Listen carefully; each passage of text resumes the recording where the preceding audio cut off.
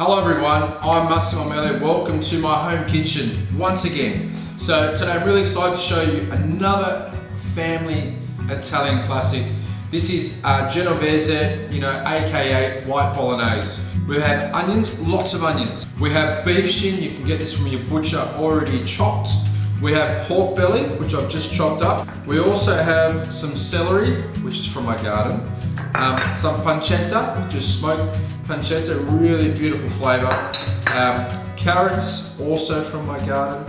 We have a little bit of tomato paste, some bay leaves, and also a little bit of milk. Yes, I know, a little bit of milk. Olive oil, go straight in.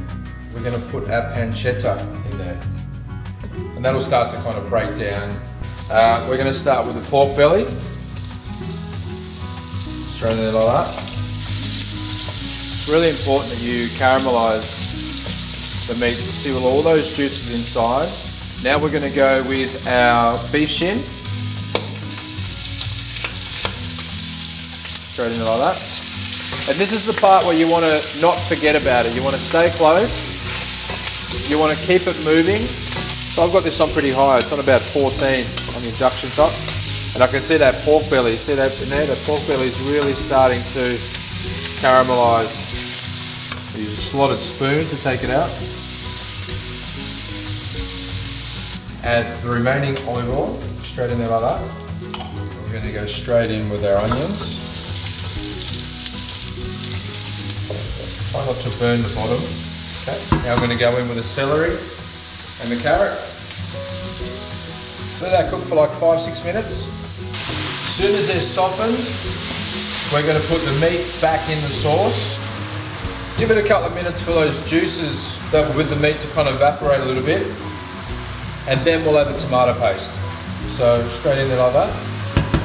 You notice it's not a lot of tomato paste. It's really just to give it a little bit of that flavour. And essentially we'll just give it a little pink tinge. As soon as you see the whole dish start to turn a little bit pink, now we're ready to put our white wine.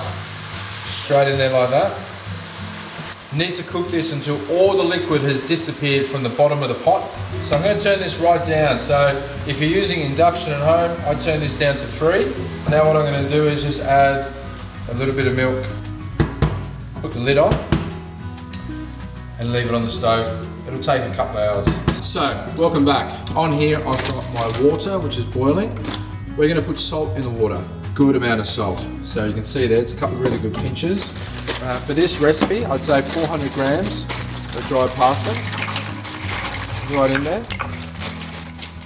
And as soon as you get it in there, just give it a good stir. What I might do is I might just swap these over, just so I can show you how good this ragu looks. Now, you can see here, it's beautifully golden. The meat's really soft, it's tender. You know, that's from those beautiful onions cooking down.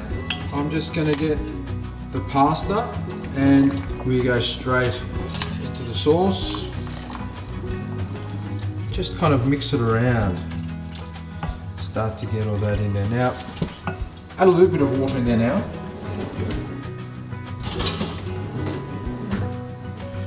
Just a little bit.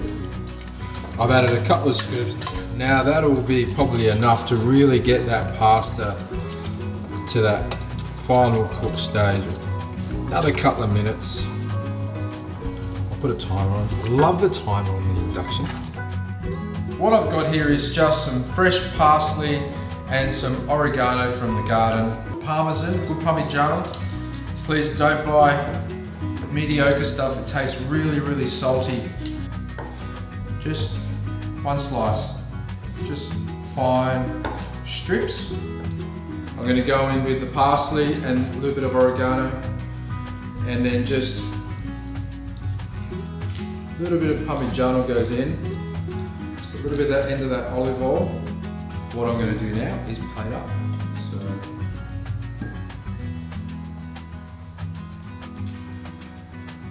you could use fresh pasta for this as well. You could use anything. You could use pappardelle and just a few more on top. There we go. And just a little bit of Parmigiano on top. There It doesn't need anything else.